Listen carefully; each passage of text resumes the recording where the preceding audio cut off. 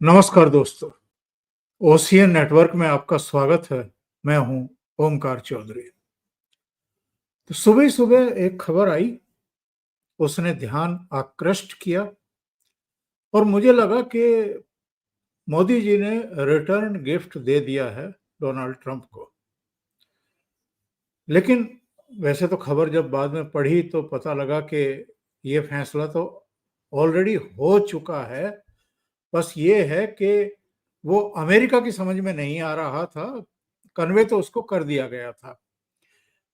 वो जोर दे रहे थे कि F-35 हमसे खरीदो, लेकिन जिस तरह की सूचनाएं F-35 के बारे में आ रही हैं और आपने देखा है 40-42 दिन तो वो केरल में खड़ा रखा गया। अब उसके पीछे की क्या कहानी है, क्या दास्तान है, उसको छोड़ भी दें, तो जो ब्रिटेन से इंजीनियरों का बड़ा दल आया, उसको भी पसीने छूट गए, उसको ठीक करके वापस ले जाने में। और एक अभी कल ही सूचना आई थी, अमेरिका में ही गिर गया, आग लग गई।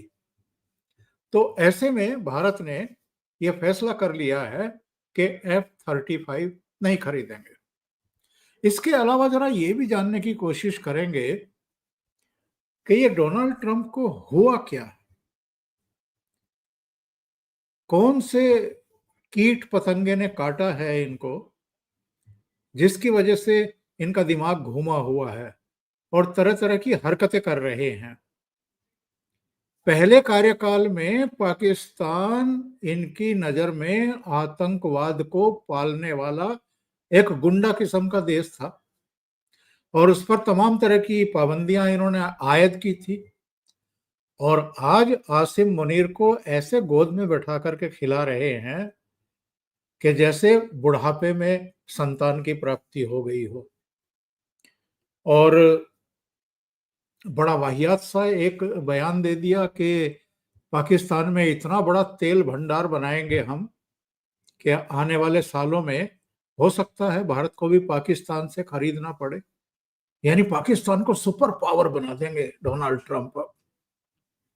जिस पाकिस्तान के हाथ में कटोरा है, हर जगह जाकर के भीख मांग रहा है, उस पाकिस्तान को सिर पर चढ़ाए हुए हैं। तो इसके पीछे की भी कहानी जरा समझने की कोशिश करेंगे कि क्या है। और ये भी कि भारत और अमेरिका के जो रिश्ते अब जिस पॉइंट पर आकर के खड़े हो गए हैं, इसके आगे क्या? तो मेरे साथ जुड़ रहे हैं आदि अचिंत जी। मुझे कोई परिचय देने की जरूरत नहीं है, आप परिचित हैं। उनको जोड़ करके चर्चा को आगे बढ़ाते हैं। आदि जी, बहुत स्वागत है। नमस्कार। तो ये फैसला तो मुझे लगता है आदि जी पहले हो गया था, लेकिन मीडिया में आज आया कि भारत F-35 नहीं खरीद रहा है। और ये फैसला क्यों हुआ? और डोनाल्ड ट्रंप के चिढ़ने की बड़ी वजह ये भी तो नहीं है, क्योंकि उन्होंने कहा कि जो रूस से दोस्ती रख रहा है, जो उससे साजो सामान खरीद रहा है, युद्ध के उपकरण खरीद रहा है और उससे ईंधन खरीद रहा है, इस पर भी अतिरिक्त टैरिफ, उस पर भी अतिरिक्त टैरिफ और तमाम तरह की, मतलब जैसे सजा देने के मूड में हो और मठाधीश बन गए हैं पूरी दुनिया के भी, और भारत को भी अपने हिसाब से नचाने की कोशिश कर रहे हैं। आप शायद म्यूट हैं जी। सॉरी, प्रणाम सर, आपने थैंक यू बुलाया मुझे। देखिए सर, जी 2-3 चीज़ हमको इसके बारे में समझनी पड़ेगी क्योंकि अमेरिका जिस मोड़ पे आज खड़ा हुआ है, उसको पता है कि उसका अंत ज़्यादा दूर नहीं है। मैं अगर ये बोलूँ कि अगले 1-2 साल में अमेरिका खत्म हो जाएगा, ऐसा नहीं होगा, थोड़ा टाइम लगेगा उसको। द 5-10 साल लगेंगे, जब तक अमेरिका का जो एक इकोनॉमिक हेजेमनी है, मिलिट्री हेजेमनी है, डिप्लोमैटिक हेजेमनी है, वो नीचे गिरेगी। जो उसका पकड़ थी दुनिया के ऊपर, वो थोड़ी नीचे-नीचे गिरेगी। अब इसको जो थोड़ा-सा बढ़ाने की कोशिश डोनाल्ड ट्रम्प कर रहा है, कि ये किस तरह से एक्सटेंड किया जाए, इसको किस तरह से रखा जाए दोबारा, किस तरह इसको मतलब ऐसी जगह पे लाके खड़ा किया जाए ताकि लोग इसको चैलेंज ना कर सकें। इसमें 2-3 चीज़ें हो रही हैं सर। जी जी। एक फॉरेन पॉलिसी जो होती है सर, उसके अंदर एक एक चीज़ होती है जो बड़ी क्रिटिकल होती है, जिसको बोलते हैं कंसिस्टेंसी। जैसे हमको पता है, चाइना एक ऐसा देश है जो ऐसे-ऐसे काम करता है, हमको पता है वो किस तरह काम करेगा, चाइना को पता है हम किस तरह काम करते हैं, रशिया को पता है हम किस तरह काम करते हैं, यूके कैसे काम करता है, यूरोप कैसे काम करता है, सबको ये तक पता था कि अमेरिका कैसे काम करता है। ये भाई ने गेम चेंज करने की कोशिश करी है, इसने अपने आप को अनप्रेडिक्टेबल बना दिया है। देखिए सर, इसमें घुसने से पहले मैं आपको एक ही चीज़ बताऊँ, इकोनॉमिक्स के अंदर सबसे बड़ी चीज़ होती है प्रेडिक्टेबिलिटी और स्टेबिलिटी। मतलब आपको पता होना चाहिए आगे होने क्या वाला है, और जिस तरह की आप पॉलिसी बनाते हैं वो एक डायरेक्शन में होनी चाहिए। इकोनॉमिक्स को वो पसंद आता है। वो बोलते हैं यार ये एक डायरेक्शन में चल रहा है, स्टेबल है। ये भाई ने पूरा पलटा मारा है। ये सब कुछ उल्टा-सीधा कर रहा है। इससे होता क्या है सर, पूरी जो सप्लाई चेन्स होती हैं, पूरा जो सिस्टम एक सेट होता है, वो टूटना शुरू हो जाता है, वो बिखरना शुरू हो जाता है, वो चेंज होना शुरू हो जाता है, हर कोई अपनी तरफ देखना शुरू हो जाता है। तो ये चीज़ें चल रही हैं दुनिया के अंदर। अब इसी बीच इसको पता है कि अमेरिका का अगर सर्वाइवल, अमेरिका का जो अस्तित्व है, अगर उसको रखना है उसी जगह पे, उसको कुछ ना कुछ ट्रेड डील्स करनी पड़ेंगी लोगों के साथ, जहाँ पर अपनी जगह पे वो कुछ खोलेगा, लोगों पे के सिर पे डंडा मार के उनसे पैसे ऐंठेगा, इन्वेस्टमेंट के नाम पे। और कुछ टैरिफ का थ्रेट वेट करके बुलिंग टैक्टिक्स, जिसको बोलते हैं ना, धमकियाँ मार के आपको वो कुछ नीचे करेगा। तो उसने एक ऐसी पॉलिसी बनाई है। सही है, नो प्रॉब्लम, बढ़िया है, उसकी पॉलिसी है, उसको उसको नमन हो, बहुत बढ़िया, अच्छा काम है। उसके देश के लिए कर रहा है, ठीक है। अच्छी है, गलत है, वो उसके देश वालों को देखना है, हमको नहीं देखना। यहाँ पर भारत से वो बेसिकली बोल रहा था कि आप अपनी पूरी मार्केट खोलिए, अपना पूरा डेयरी का वो खोलिए, एग्रीकल्चर खोलिए। अब यहाँ पर हमको उसमें क्या प्रॉब्लम है? प्रॉब्लम ये है कि जो गाय का दूध वो लोग पिलाते हैं, वो गाय को गाय का मांस खिलाते हैं। अब वो चीज़ भारत में तो चलेगी नहीं। एंड मेरे को तो ये, मैं तो पहले भी अमेरिका का कोई इतना बड़ा शौक नहीं है मेरे को वहाँ जाने का। अब तो मैं कभी भी नहीं जाऊँगा। वैसे भी मैं तो सर दूध पीता नहीं, मेरे को दूध से थोड़ी एलर्जी है। बट मैं तो फिर भी नहीं जाऊँ कि भई ये चीज़ ठीक नहीं है। तो ये हमारी जो वैल्यू है उसमें बैठेगा। अभी हुआ क्या सर, पिछले 3-4 दिनों में हमको ये पता चला कि trade deal pretty much finalise हो चुकी थी। 12, 10, 11% के टैरिफ था कुछ। अब वो भी नेगोशिएबल था, कई जगहों पे था, कई जगहों पे नहीं था। बेसिकली टोटल ओवरऑल इम्पैक्ट आपको आधे 1% का पड़ना था, ज़्यादा कुछ फ़र्क नहीं पड़ना था। और इसकी ट्रेड टीम, हमारी ट्रेड टीम ने बोला अच्छा भई ठीक है, हो गया है, अब ज़रा बड़े बाबू को प्रेज़ेंट कर देते हैं, देखते हैं क्या होता है उसके बाद। बड़े बाबू साहब बोलते ना, पूरा सेक्टर खोलो नहीं तो नहीं। वो अड़ गया। एंड अंदर की बात अगर बताऊँ मैं आपको, जो पता चली है कि ये डायरेक्टली मोदी जी से नेगोशिएट करना चाहता है। ठीक है? इसकी ये माँग है कि मोदी को लेके आओ, डायरेक्टली मैं उसके साथ नेगोशिएट करूँगा। मैं इनकी टीम के साथ नेगोशिएट नहीं कर रहा। मोदी जी इनका फ़ोन नहीं उठा रहे। और ये मैं आपको बड़े स्ट्रॉन्ग सोर्स से बता रहा हूँ, मैंने कल कंवल सिब्बल जी से भी बात करी, जिन्होंने बताया मुझे कि यार ये बहुत टाइम से डायरेक्टली डील करना चाहता है मोदी जी से, मोदी जी मानते नहीं है। बोलते हैं मैं क्यों करूँ आपके साथ यार, हमारी पूरी टीम है। प्रेज़िडेंट प्राइम मिनिस्टर का काम थोड़ी होता है ये सब ट्रेड डील करना। मेरे को हर चीज़ थोड़ी पता है वहाँ पर एग्रीकल्चर सेक्टर में ये वो। उसका एक पूरी मिनिस्ट्री है, उसका पूरा डिपार्टमेंट है, वो करेंगे अपना आराम से।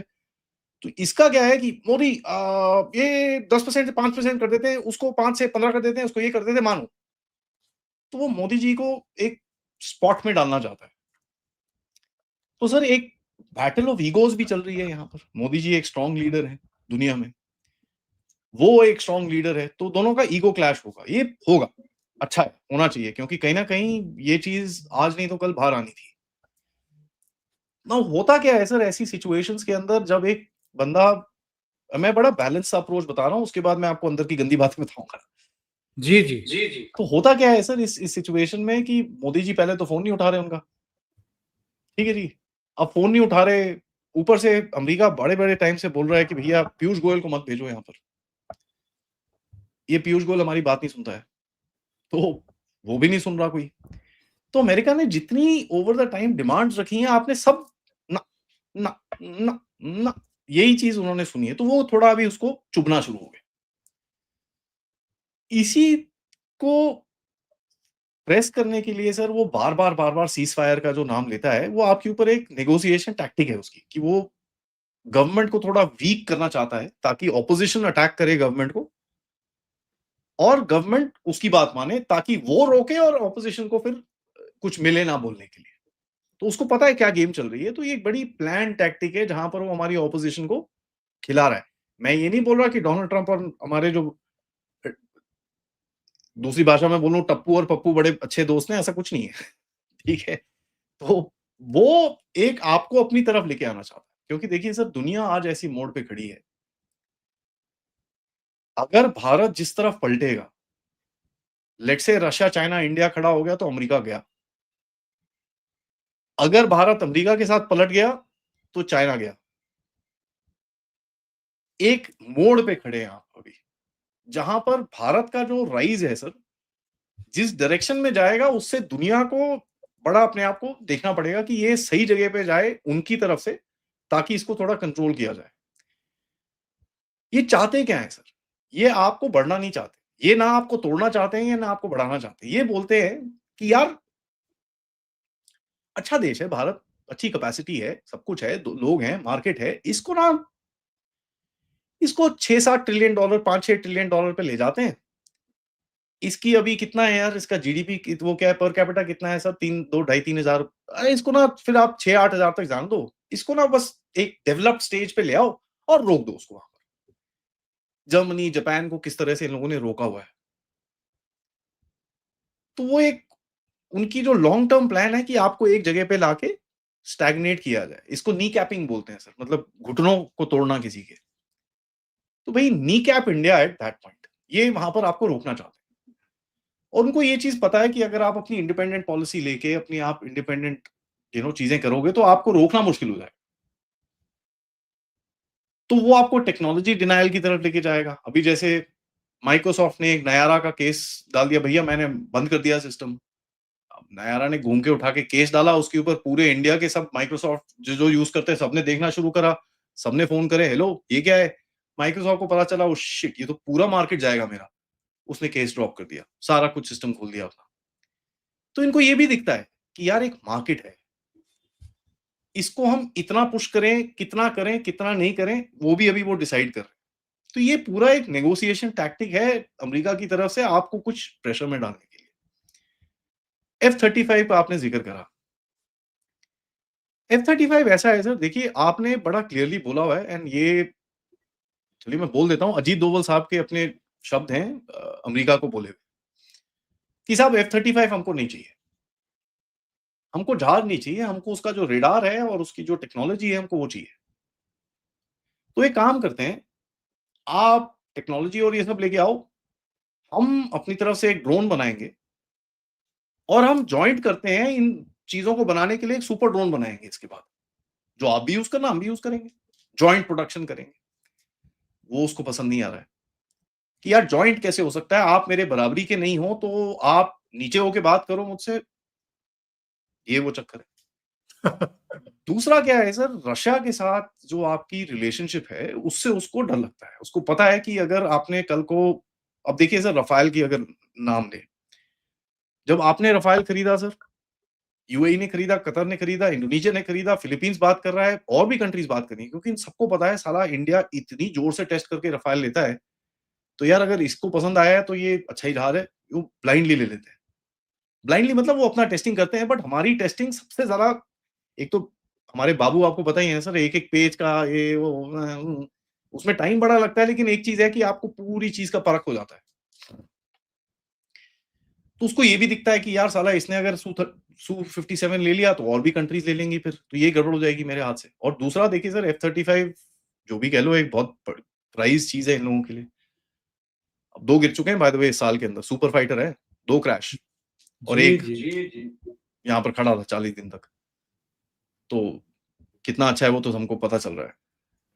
ये चीज आपने पहली बोली कि ये फिट नहीं होगा, और देखिए ये कोई ईगो की बात नहीं है सर, आपके पास अमेरिकन सिस्टम्स है ही नहीं। तो आप बोलते हो यार मैं F-35 लेके करना क्या है, मैं किसी से बात ही नहीं कर सकता, मेरे सिस्टम्स ही नहीं मैच होते उसके साथ, मैं क्या करूंगा उसके साथ। तो ना जी ये मैं नहीं ले रहा, उसके साथ भी गुस्सा है वो बोलता है रशिया से तेल लेना बंद करो। क्यों? क्योंकि क्या हुआ सर, उसने जो आके अपने लोगों को प्रॉमिस किया था कि साहब मैं इस युद्ध को 24 घंटे में बंद कर दूंगा, अब वो हो नहीं रहा, पुतिन बात नहीं मान रहा है इसकी।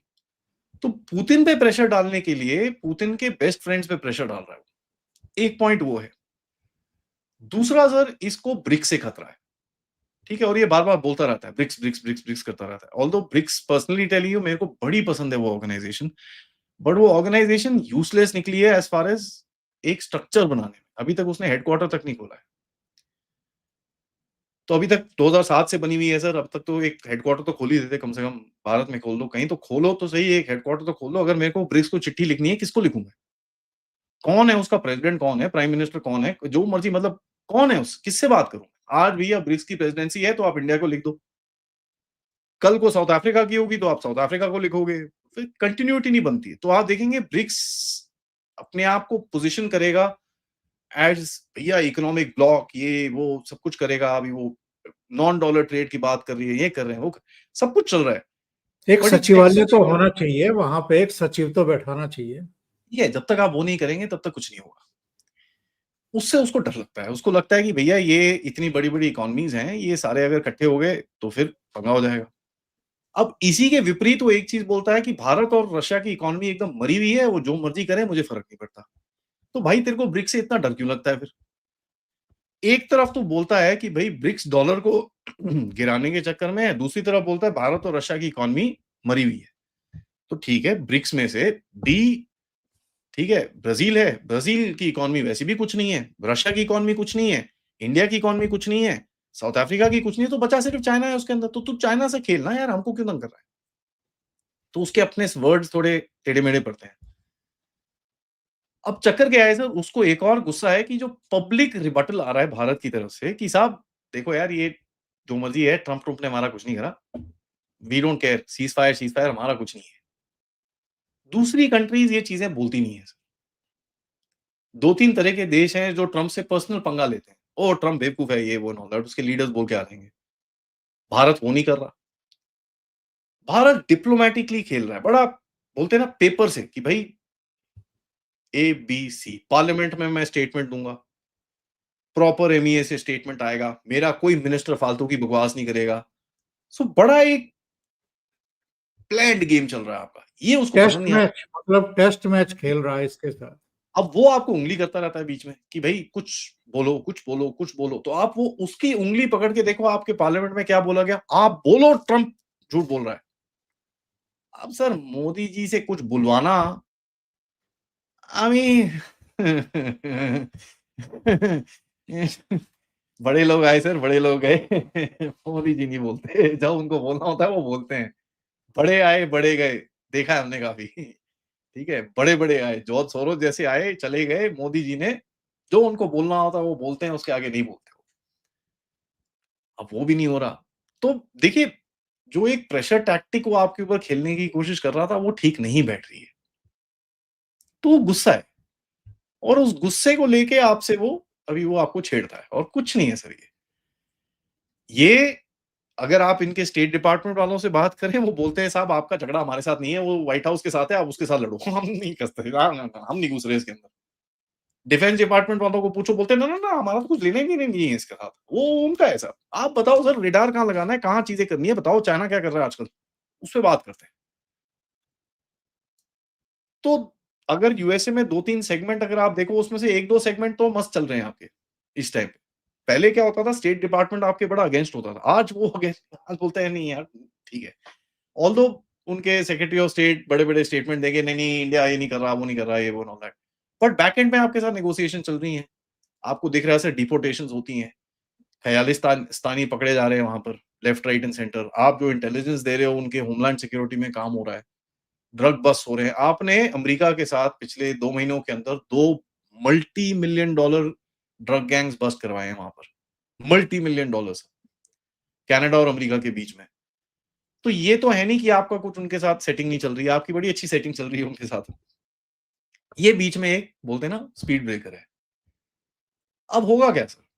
होगा ये, क्योंकि भारत को पता है कि यार ठीक है, ट्रम्प है, नहीं मान रहा, बैठे रहने दो।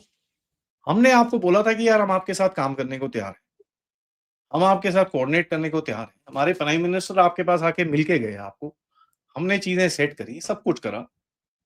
अब आपको नहीं करना तो मत करो। तो भारत का जो है ना, वो नहीं आया कि we are very disappointed that ये वो देयर इज नो रिस्पॉन्स। वो जो नो रिस्पॉन्स वाला गेम है ना सर, वो उसको पसंद नहीं आ रहा कि ऐसे कैसे हो सकता है, मैं एक दुनिया का इतना बड़ा पावर, मेरे को जो मैं चीजें बोल रहा हूं कोई मेरी बात नहीं सुन रहा। बॉटम लाइन वो है सर। ये डेयरी एग्रीकल्चर ये सब चीजों में ट्रंप को ढीला फर्क नहीं पड़ता। मैं आपको ये बड़ा क्लियरली बता दूं, अगर ट्रंप को पूछ भी लो ना कि ये भैया जीएमओ फूड क्या होता है, उसको नहीं पता होगा ये सब। उसको चाहिए एक चीज जिसको बोलते हैं कि आप आके घुटने पे बैठ खड़े हो मेरे सामने, एक बारी बोलो कि साहब आप राजा हो, उसके बाद हाँ चलो यार बात करते हैं, ऐसी क्या बात है, अरे बैठो बैठो मोदी जी क्या प्रॉब्लम है, सब ठीक हो जाएगा उसके बाद। वो चाहिए उसको, वो मिलता नहीं है यहाँ से। So main issue sir personal ego का है रादर देन एनीथिंग एल्स। और यहाँ पर मैं आपको बताऊं, एक एक दो एग्जांपल देता हूं मैं आपको। अगर आप यूरोपियन यूनियन के डील को देखें, अगर आप जापान के साथ जो डील करी है उनको देखें, इसने बोला जी यूरोपियन यूनियन $750 बिलियन मेरे अंदर इन्वेस्ट करेगा, जापान भाई $500 बिलियन इन्वेस्ट करेगा। हाँ वहां पर ना वो लीडर ऐसे करके बैठे हुए थे, कुछ बोल नहीं। जैसे ही ट्रंप अंकल वापस जाते हैं, यहाँ से फिर स्टेटमेंट आने शुरू हो जाते, नहीं नहीं नहीं वो 750 ना हम देखेंगे कैसे करना है। तो वो खत्म। जापान बोलता नहीं नहीं नहीं $500 बिलियन इन्वेस्ट नहीं है, हम लोन देंगे अमेरिका को। तो सामने उसके कोई कुछ नहीं बोलता, पीठ पीछे फिर क्या होता है ना, ये जो स्टेटमेंट्स आते हैं ये वो लेता नहीं है। Oh I won I won I won I won. अब वो मीडिया का गेम खेलता है। तो ये मीडिया में ज्यादा है सर, ग्राउंड पे इतना नहीं है। इसका इम्पैक्ट अगर आप देखेंगे, आज से 25% टैरिफ डाले हैं उसने, टैरिफ डालने के बाद ही बोल दिया भैया $40 बिलियन का आपको ऑलरेडी एग्जेम्पशन है। किसके लिए? फार्मा में, इलेक्ट्रॉनिक्स में, मोबाइल फोन्स में, इन चीजों में। तो फिर बचा क्या सर? आपने मतलब $90 बिलियन पे हम पे टैरिफ लगाया है, चलिए ठीक है कोई बात नहीं। इस टाइम पे चाइना डाइवर्सिफिकेशन चल रही है, हमको मार्केट मिल जाएगी कहीं कहीं ना कहीं, आप नहीं तो कोई और सी। भारत का इस टाइम पे सर ट्रेड जो एक्सपोर्ट है करीब करीब $1 ट्रिलियन का है। सो जो टोटल इफेक्ट पड़ता है आपको, वो 10% ट्रेड पे भी नहीं पड़ रहा, 9% ट्रेड पे आपको इंपैक्ट है। उस 9% ट्रेड को अगर आप इधर उधर कर दो, तो वो इंपैक्ट को आप रिड्यूस कर सकते हो बड़े आराम से, कोई इशू नहीं है उसके अंदर। तभी आप देख रहे हैं गवर्नमेंट बोले हाँ ठीक है कोई बात नहीं, देखेंगे क्या होता है। और देखिए टैरिफ का एक बड़ा फनी सी चीज होती है सर, इंपैक्ट वहां पर होता है इनको, यहाँ पर तो होगा थोड़ा बहुत, उधर पे ज्यादा होगा। क्योंकि अगर कल को भारत ने फार्मा के ऊपर कुछ कर दिया इधर पे, वो रो देंगे वहां पर, क्योंकि उनका पूरा मेडिकेयर खत्म हो जाएगा। बिल्कुल। जो मेडिकेयर पे इलेक्शन हार जाता है कोई अमेरिका में, वो खत्म हो जाएगा। ओबामा केयर, अगर आपको याद होगा, ओबामा ने बड़ा वो किया था, वो पूरा खत्म हो जाएगा। तो ये नेगोशिएशन कर रहा है आपके साथ। हमारी ऑपोजिशन बेवकूफ है, उनको समझ में नहीं आ रहा कि भाई आज आप उसका हाथ पकड़े खड़े हो, जब ये डील साइन होगी ना, वो आपको उठा के ऐसे कचरे के डिब्बे में फेंकेगा, पता नहीं है सर। आखिरी में पाकिस्तान में अगर इतना तेल था तो चाइना ने क्यों नहीं ढूंढा? बिल्कुल। और 20 साल तुम पाकिस्तान के अंदर थे, तब क्यों नहीं खोदा तुमने तेल? बाकी सब तो छोड़ दो सर। तो ठीक है, नहीं, अगर आप अचानक सोचते हो हमको पाकिस्तान से थोड़ा उल्टा करोगे तो चल लें, कोई बात नहीं, ये चलेगा। नूर खान एयरबेस, सरगोधा, किरना हिल्स, इस सब के बाद दिमाग घुमा है क्या इनका? जरूर हो सकता है सर। देखिए आपने जिस तरह की चीजें करी हैं वहां पर, अभी तक पूरी चीजें बाहर नहीं आई हैं। एक चीज मैं आपको बताऊं सर, गूगल अर्थ पे अगर आप जाएंगे, भावलपुर का जो मरकज है उसकी जो टोपियां उड़ी हुई हैं वो आपको दिखती हैं अभी, लेकिन नूर खान की इमेज अपडेट नहीं हुई है। तो अगर पाकिस्तान की फोटोएं खींची गई हैं गूगल की तरफ से 2025 में, नूर खान की फोटो नहीं खींची गई है। या खींची गई हैं तो उनको हाइड कर दिया गया, कहा गया ठीक है, कि इसको अपडेट मत करो। कुछ भी हो सकता है सर। देखते हैं अभी हम्म, आगे। अभी तक आज जैसे मैं आपसे बात कर रहा हूं, अभी तक नहीं अपडेट हुई है, तो कुछ तो हुआ होगा सर। अभी देखिए ये चीजें हमको भी थोड़ा बहुत पता है, हम बोलते हैं न्यूक्लियर इधर उधर, कुछ तो हुआ है जहां पर चोट लगी है इनको, दर्द हुआ है कि यार ये क्या किया है इन लोगों ने।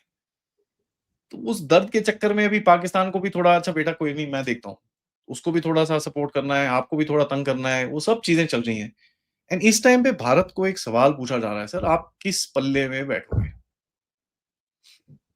हमारे पल्ले में कि किसी और पल्ले में। आपको आज बोला जा रहा है कि साहब पिक अ साइड।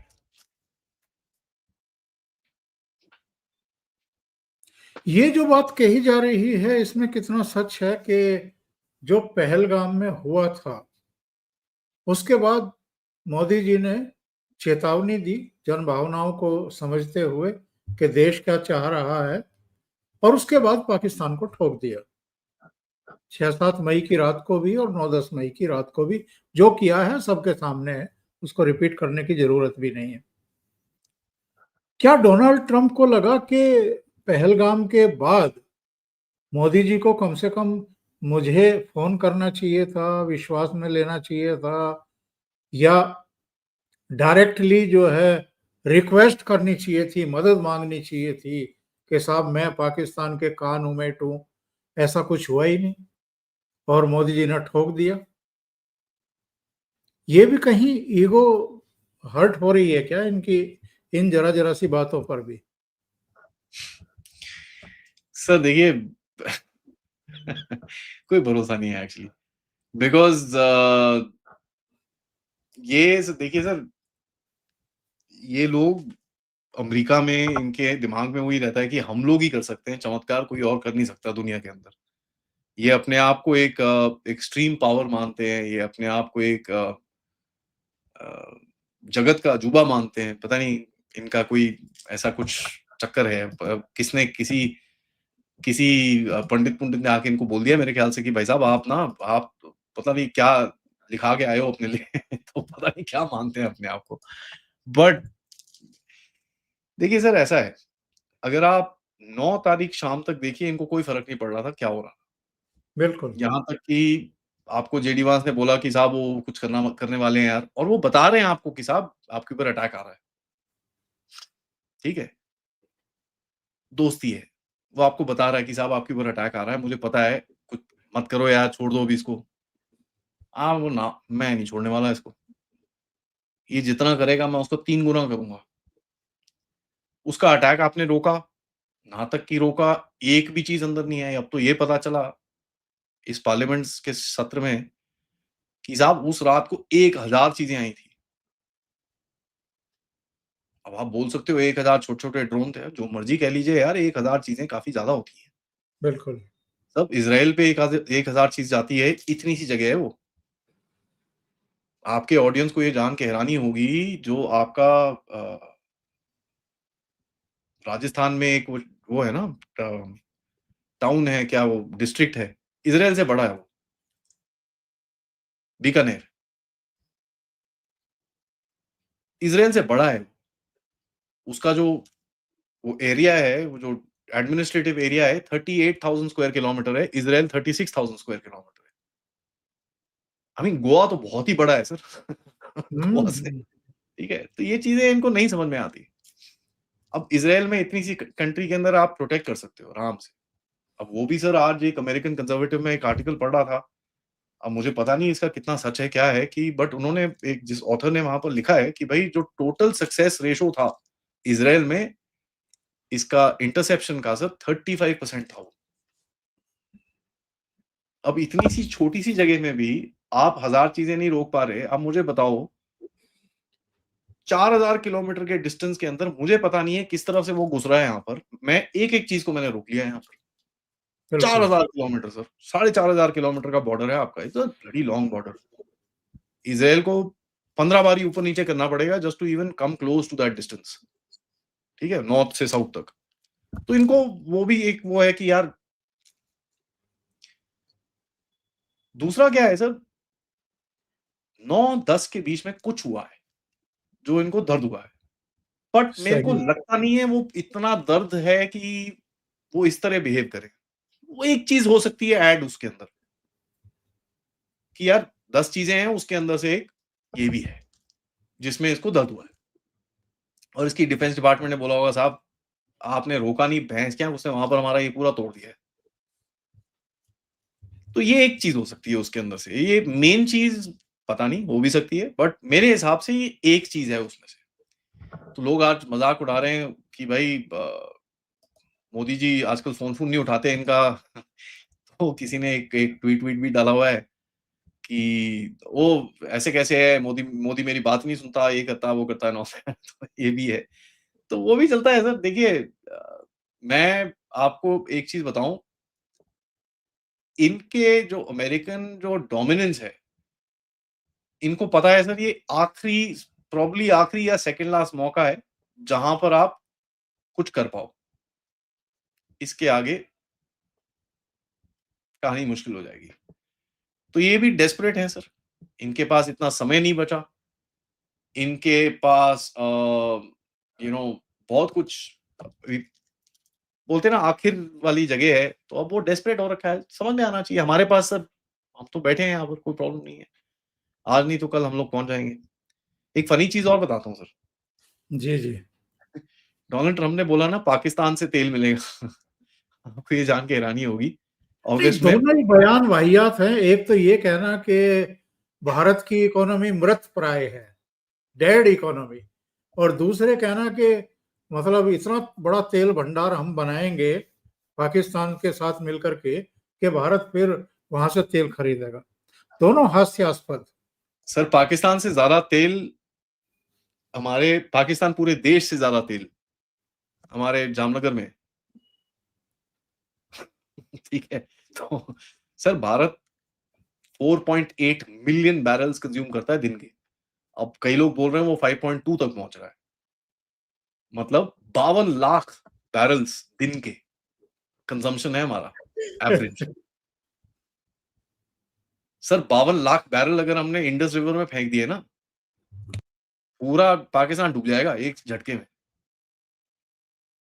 जिस तरह से अभी फ्लड देखा ना हमने, वो कंजम्पशन है हमारा एक दिन का। और इसके ऊपर सर, हमारे पास 90 दिन का रिजर्व बैठा है। मतलब 90 दिन तक हम एक बूंद तेल ना मंगाए, हमारे पास तेल है सेम कंजम्पशन करने के लिए। तो सर, ये किसी और को बताएं, कैपेसिटी, साइज, ये चीजें। पाकिस्तान एक ऐसा देश है सर, जो चौड़ाई में सबसे ज्यादा चौड़ाई, जो पूंछ है ना उसकी, 750 किलोमीटर बैठता है वो टोटल। सर, आप यूपी में बैठे हैं, मैं कर्नाटका में बैठा हूं, आपके मेरे बीच का डिफरेंस 1800 किलोमीटर का है। बिल्कुल। ठीक है? तो ये जरा किसी और को बताएं ये चीजें। इंडिया के मैप को आप छोटा-छोटा करके अपने ग्लोबल मैप में दिखा लो, इसका मतलब ये नहीं कि इंडिया का साइज़ छोटा हो जाता है। इंडिया एक बहुत बड़ा देश है। इसको ऐसे नहीं कर सकते आप। एंड ये क्या है सर? ये आपको बोल रहा है कि आपकी जो सेंसिटिविटीज़ हैं, जो आपकी जो चीज़ें हैं जिसमें आपको पसंद नहीं आती, ये उन पे आपको पैर रख रहा है। बोलते हैं ना, आपकी दुखती रग पे पैर रखने की कोशिश कर रहा है, जान के। कि ना, मैं काम करता हूँ, मैं पाकिस्तान में तेल बनाऊँगा, उसके बाद वो तेल को इंडिया को बेचूँगा मैं। देखो, तुम क्या सोचते हो? मेरे को छोड़ा समझा तुमने? तो वो बेसिकली आपको ये बोलने की कोशिश कर रहा है कि साहब, पाकिस्तान आप रशिया से तेल लेना बंद करो। सॉरी, और पाकिस्तान से लो।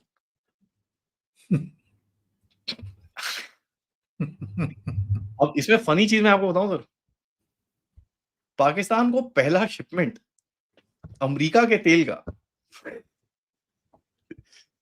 सुनिएगा ध्यान से, हाँ, मैं क्या बोल रहा हूँ सर। पाकिस्तान को पहला शिपमेंट अमेरिका के तेल का सर आने वाला है अगले 2 महीने के अंदर। समझ रहे हैं मेरी बात सर? जी, जी, जी। तो 1 सेकंड, हैंग ऑन। आज ये रॉयटर्स ने डाली है बाय द वे खबर, तो 1 सेकंड। पाकिस्तान तेल बनाएगा, भारत को बेचेगा, ओके, समझ में आ गया, फैंटास्टिक। लेकिन पाकिस्तान खुद तेल खरीदेगा अमेरिका से। हाँ, बहुत सेंस बनता है ये। तो सर, ये ना लोगों का चोमू बनाते हैं, इनको लगता नहीं है कि इन, देखिए सर, अमेरिकन जो लोग हैं, वो भोले हैं। आजकल की जो जनरेशन है, एक टाइम था अमेरिका में लोग बड़े स्मार्ट होते थे, पढ़ते थे, पेपर्स लिखते थे, सब कुछ होता था। आज जो आम जनता है वहां पर सर, उसको ज्यादा वो है कि यार मेरे को 4 बोतल बियर शाम की मिल जाए, टीवी पे एक अच्छी सी फुटबॉल या कोई सॉकर पॉकर की या कोई बेसबॉल की गेम आनी चाहिए, या कोई अच्छी पिक्चर पुक्चर आनी चाहिए, जहां मैं बैठ के अपना बियर भी पीऊं, एक आधा पिज्जा पुज्जा खाऊं और सो जाऊं। अगले दिन सुबह काम पे जाऊं, 5-6 घंटे काम करूं, मेरे को पैसे मिले, मैं वापस आऊं। उसके आगे अमेरिकन का कोई ड्रीम नहीं है। They are not concern. तो उनको आप कोई भी घोल पिला दो, वो पी जाते हैं। भारत में आज वो नहीं है सर। भारत में आपकी तरह, हमारी तरह कितने सैकड़ों यूट्यूब चैनल्स हैं जो लोगों को चीजें बताते रहते हैं, यार ये हो बिल्कुल। रहा है, ये हो रहा है, ये हो रहा है, ये हो रहा है, ये हो रहा है। तो वो जो भोलापन है उसका, यू नो, मुश्किल होता है, वो ठीक नहीं है। वो चलेगा नहीं। तो अभी क्या करेंगे मोदी जी?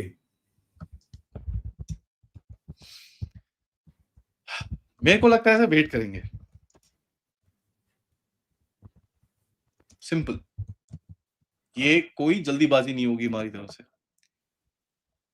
हमारी तरफ से एक अभी भी बोला जाएगा, यार आपको नेगोशिएट करना है, आ जाओ कर लेते हैं। बट अभी तो हमारे बंदे बोल के आ गए उनको, नहीं नहीं नहीं, हम तो इंडिपेंडेंस डे के बाद आएंगे। लगा लो टैरिफ, तुमको लगाने। हम जा रहे हैं 15 अगस्त के बाद आएंगे, हमारा तो अभी वो स्वतंत्रता दिवस है, हम उसके बाद आएंगे। तो आपने भी उनको एक बोल दिया, बस हो गया, थैंक यू। अगर आप चाहते हो करना है हमारे साथ, ये हमारी चीजें हैं, मानिए, करेंगे। आपकी भी दो चार चीजें हम मानेंगे, हमारी भी दो चार चीजें आप मानिए। नेगोशिएशंस में आपको भी कुछ देना पड़ेगा। इसका ये नहीं है कि भारत पूरी तरह से अमेरिका को खाली करके आ जाएगा, ऐसा नहीं होगा। आपको भी दो तीन चीजें देनी होंगी, लेकिन वो जो चीजें देने के लिए आप मान रहे हो, उसके अंदर आपने बोला है कि एग्रीकल्चर, डेयरी और ये सब चीजें नहीं होंगी। चाहे आप जितना मर्जी जो मर्जी कर लो, ये चीजें हम नहीं मानेंगे। आप बोलते हो भैया अपना तेल बंद करो, हथियार मत खरीदो, नहीं होगा ये सब। तो ये आपने रेड लाइंस खोली है, एंड इस रेड लाइन पे आप काम कर रहे हो। अब इसमें आप तंग करने के लिए भी आप भी काम करते हो सर। जाके आप चाइना के साथ हाथ मिला लेते हो, शी जिनपिंग के साथ जयशंकर जी, अभी मोदी जी चले जाएंगे उधर पे एससीओ की विजिट के लिए। मोदी जी ने बुला रखा है प्रेसिडेंट पुतिन को कि भाई आजा। उसके बाद ये साल का ब्रिक्स हमारे सिर के ऊपर है। मोदी जी ने ब्रिक्स का साला डेफिनेशन चेंज कर दिया है वहां पर। ब्रिक्स क्या था sir? Brazil, Russia, India, China और ये सब था ना। मोदी जी ने साला डेफिनेशन ही बदल दिया उसका। तो चाइना बोलता है भैंस की क्या हुआ। तो नहीं भैया बिल्डिंग रेजिलियंस, इंक्लूसिव, ये वो पता नहीं क्या क्या लिख दिया मोदी जी ने वहां पर। तो वो सब हमारे पास आएगा, तो आप भी अभी करोगे उल्टे काम सर, ये चीजें तो आप भी करोगे, तो ठीक है। तो क्वाड की बैठक भारत में होगी या नहीं होगी? होगी सर, क्यों नहीं होगी, बढ़िया होनी चाहिए। और आए तो आए, नहीं आए तो ना आए, क्या फर्क पड़ता है आपको। देखिए सर, हमको इन प्लेटफॉर्म्स में से जो हमको मिलता है वो लेना है। हमको ये कभी नहीं सोचना चाहिए कि यार ये मेरे को अच्छा नहीं लग रहा, मैं छोड़ रहा हूं ना। जो मिलता है लो। एसईओ पे आपको क्या फायदा है? लोग बोलते हैं क्या फायदा है। ओ भाई, मैं क्यों छोड़ूं एसईओ? भाई एसईओ के चक्कर में मैंने अपने सेंट्रल एशियन कंट्रीज के साथ लिंक्स बनाए। हाँ जी, वो पाकिस्तान है, ठीक है, तो क्या हुआ? नेगेट करो उसको। डर के भागने का क्या फायदा? नहीं, ब्रिक्स को हमको हमारे चाइना ना ये कर, तो क्या हुआ? आप ब्रिक्स के अंदर घुसो और ब्रिक्स को चेंज करो। अब वही किया है मोदी जी ने, जाके साला नाम ही बदल दिया मोदी जी ने, तो बाकी सब तो छोड़ दो। ठीक है, ब्रिक्स का जो नाम था, Brazil, Russia, India, China, south Africa, वो नाम ही चेंज कर दिया उन्होंने।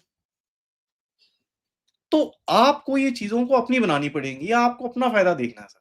बाकी जिसको जो होता है होने दो। अब देखिए सर, इससे क्या हुआ है क्वाड से? आपका और जापान का जो पार्टनरशिप है वो बड़ी है, आपकी ऑस्ट्रेलिया के साथ पार्टनरशिप बड़ी है, आप उसको बिल्ड करिए बिल्कुल।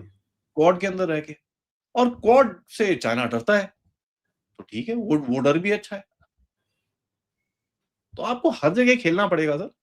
ये जो आपको बोल रहा है कि भाई एक एक साइड लो और उस पे बैठो, वो आप करोगे नहीं।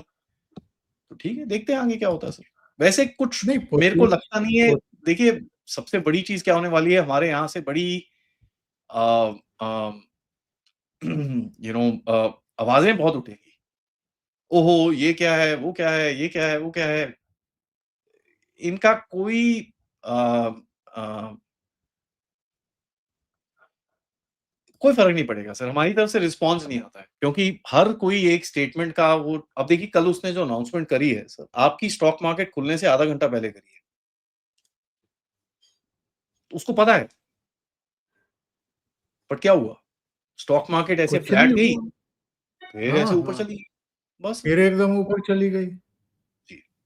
तो यही है सर, अब वो आपके साथ गेम खेलेगा, आप उसके साथ गेम खेलोगे, जब दोनों परेशान हो जाएँगे एक-दूसरे के साथ गेम खेलने के लिए, तो बैठ जाएँगे बात करने के लिए, और कुछ नहीं है। तो ये चलेगा, 1-2 महीने और चलेगा। या तो ऐसा कुछ होगा कि भैया दोनों कंट्रीज़ के लोग बोलेंगे, यार ओए मत करो यार, ये बैठ जाओ अभी सारा, क्योंकि देखिए सर वहाँ पर भी बहुत सारे इंटरेस्ट हैं, ठीक है?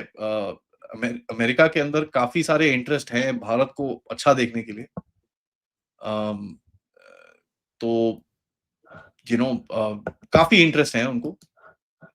तो वो भी परेशान है, मैं जानता हूँ वहाँ पर कुछ लोगों को, पर्सनली जानता हूँ, जो इन चीज़ों में इन्वॉल्व्ड हैं। मैं कभी प्लेटफ़ॉर्म में लेके नहीं आया, बिकॉज़ आई मीन वो लोग भी थोड़ा डाइसी होता है आना आपके प्लेटफ़ॉर्म के ऊपर। बट बिल्कुल। They are all concerned, they are worried कि यार ये चीज़ें अगर हमने इतने 20 साल लगाए इस चीज़ को बिल्ड करने के लिए, 30 साल लगाया, वो पूरा अगर ये झटके में चले जाएगा तो कैसे चलेगा ये? तो उन सबसे आप देखें, सब जो बोल रहे हैं, US India chamber of commerce, USSPIC वाले, सारे बोल रहे हैं कि ठहर जाओ, ठहर जाओ, ठहर जाओ, हो जाएगा ठीक, डोंट वरी, सब ठीक हो जाएगा। वो सब, ओह! नहीं, नहीं, नहीं, नहीं, नहीं, टेंशन मत करो, calm down, calm down, calm down. But यहाँ से थोड़ा ये चल रहा है। नहीं, मैं वो सीन एक्चुअल में विजुअलाइज कर रहा हुँ। हूँ, इमेजिन कर रहा हूँ कि क्वाड के लिए अगर ये भारत आते हैं तो क्या बॉडी लैंग्वेज होगी इनकी भी और मोदी जी की भी। कुछ नहीं सर, नॉर्मल, परफेक्ट, कुछ नहीं। ये कुछ करने की कोशिश भी करें, मोदी जी आपको पता है सर बड़े खिले हुए आदमी हैं। और मैं ये भी बोलूँ सर, क्वाड का समिट अभी मेरे को दिखता नहीं है होता हुआ। ये ईयर एंड के पास ही होगा करीब। ये अभी जब ये सब चल रहा है, ये सब नहीं होगा। मेरे को लगता नहीं है अभी इस टाइम पे भारत प्रपोज़ भी करेगा कि भई समिट कब होना है, क्योंकि 2-3 चीज़ें होंगी सर, क्वाड समिट से पहले फॉरेन मिनिस्टर को जाना पड़ेगा उधर पे हमारे यूएस में। जयशंकर जी को जाके पूरा एक वो होता है पूरा आपके डिफेंस मिनिस्टर को जाना पड़ेगा, फॉरेन मिनिस्टर को जाना पड़ेगा, वहाँ पर पूरी सेटिंग होगी, कैसे विज़िट्स होती हैं, ये होता है। वो फॉरेन मिनिस्टर्स हमेशा विज़िट करते हैं। तो मेरे को अभी दिखता नहीं है कुछ एनीथिंग इन द फ्यूचर अभी। नियर फ्यूचर में तो नहीं, बट ईयर एंड तक हाँ, नवंबर दिसंबर तक आप जब तक थोड़ा चीज़ें भी ठंडी हो जाएँगी। सर देखिए, मैं आपको मेन चीज़ बताऊँ सर, रशिया यूक्रेन का जो गेम चल रहा है, that is the main thing. अभी रशिया एक ऐसी पिवटल जगह पे खड़ा है, वेयर अगर वो अभी कुछ करता है, तो यूक्रेन को पूरी तरह से ठंग कर सकता है वो, खत्म कर सकता है अच्छे से। एंड उसके लिए उसकी कैपेसिटी पूरी है।